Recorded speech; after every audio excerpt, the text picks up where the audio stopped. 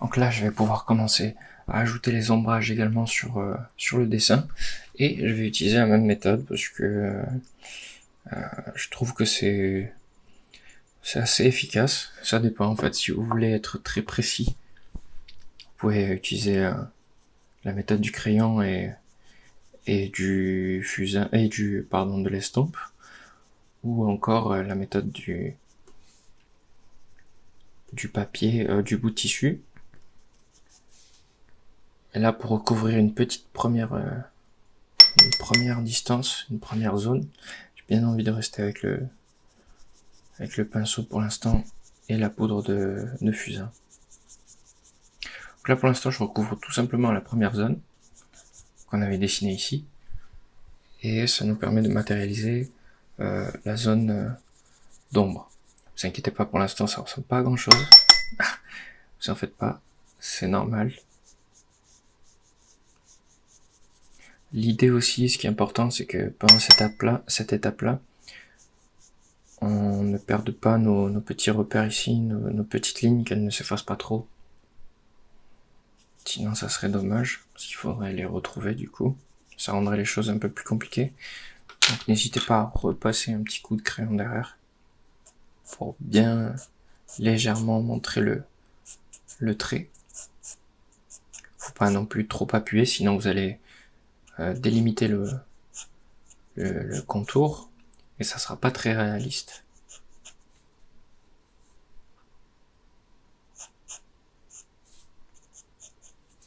Voilà, ça suffit.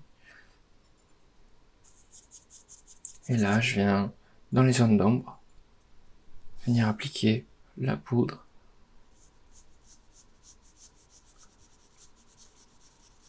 Pour l'instant, de manière assez vague. Hein. J'essaye pas d'avoir quelque chose de parfait ou quoi. J'essaie pas d'avoir quelque chose de parfait. J'essaie simplement de délimiter un petit peu les choses, de faire en sorte que ça devienne plus simple à discerner. Et ensuite, je viendrai rajouter de la précision sur les ombres. Ah, vous avez vu, j'ai mis trop de poudre ici, pas de souci. Je prends la mie de pain, je viens tapoter, retirer l'excédent, et voilà. Ni vu ni connu. Je viens continuer mes ombres.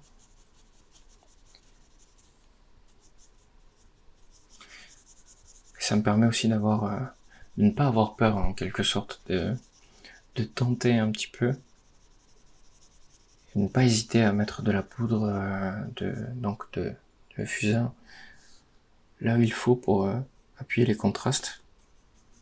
C'est quelque chose qu'on ne fait pas toujours quand on est débutant. On a tendance à un petit peu se retenir, et du coup ça fait que le dessin est très pauvre en contraste, et donc le dessin c'est comme s'il était aplati, qu'il n'y avait pas comme s'il ne ressortait pas et qu'il était vraiment très plat. Ça c'est typique quand on débute un petit peu, on a peur de trop appuyer dessus sur le crayon. Là, en faisant ça, ça va vous permettre de aussi pas être trop timide sur le crayon, et de bien appuyer dessus. Vous voyez là un petit peu, quand je rajoute quelque chose de sombre, ça va venir ajouter un petit peu plus d'impact. Bon, pour l'instant, c'est pas encore très sombre, et c'est pas tout à fait fini, pas du tout même, mais ça nous permet déjà d'avoir un petit peu plus de visuel sur ce qu'on fait.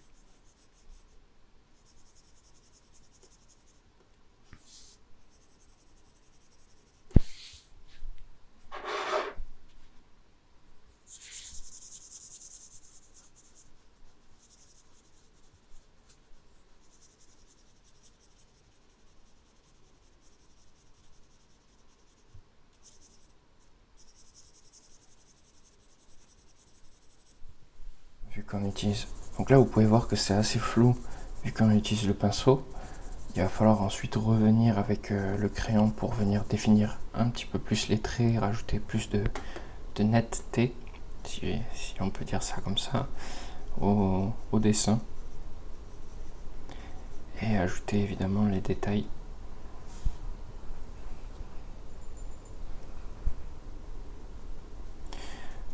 Ici, à ce niveau-là, au niveau du pouce, c'est une zone assez étroite. Donc je prends le pinceau et j'essaie d'être très précis, très léger sur ma façon d'appliquer le graphite. La poudre, pardon, de fusain.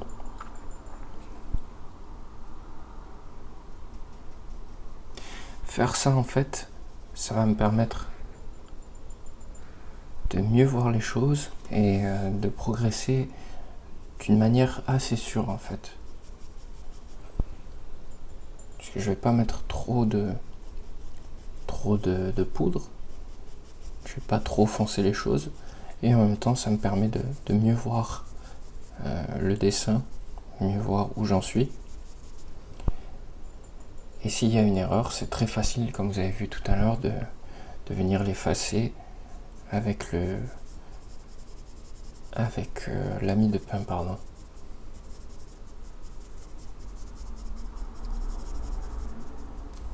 Sur les zones sombres, n'hésitez pas à rajouter de la poudre de fusain, de bien foncer les choses.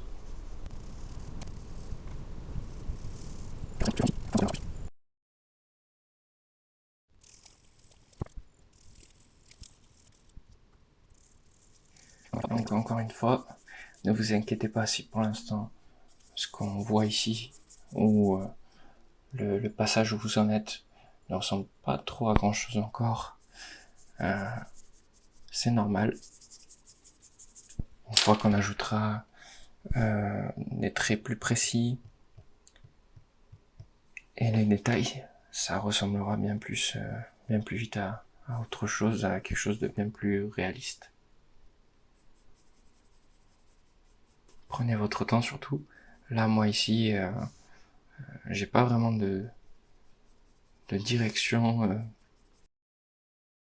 Là ici, pour l'instant, j'essaie pas vraiment de m'occuper d'une zone en particulier, mais j'essaye en fait, on va dire, de venir petit à petit, comme si c'était un puzzle.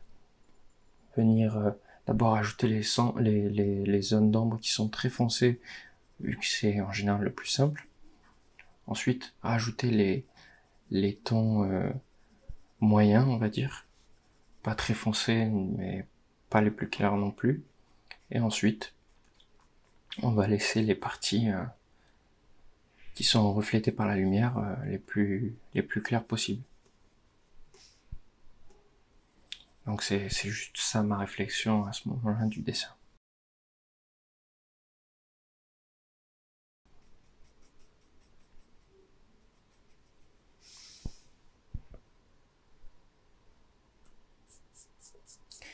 Autre chose aussi à savoir, c'est que à ce niveau-là, quand il y a une progression, un franchissement entre une zone d'ombre et une zone très claire, c'est qu'en général, ça se fait pas de manière brutale. Donc il va falloir travailler légèrement la transition pour rendre justement cette transition-là la plus réaliste possible et donner un effet très réaliste. Si vous avez un fond très foncé, sauf dans certaines situations bien sûr où c'est possible, s'il y a un bord très droit ou quelque chose comme ça, c'est possible qu'il y ait une limite bien distincte, mais en général, il y aura une transition assez douce.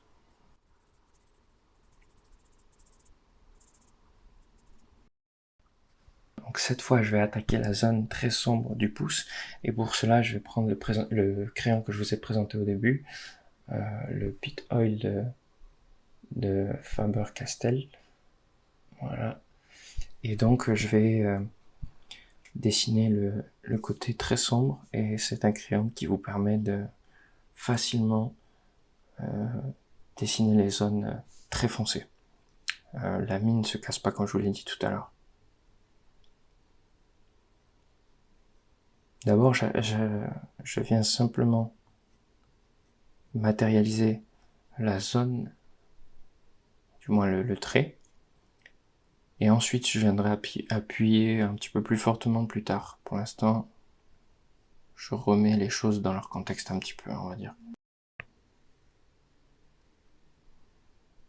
Entre guillemets.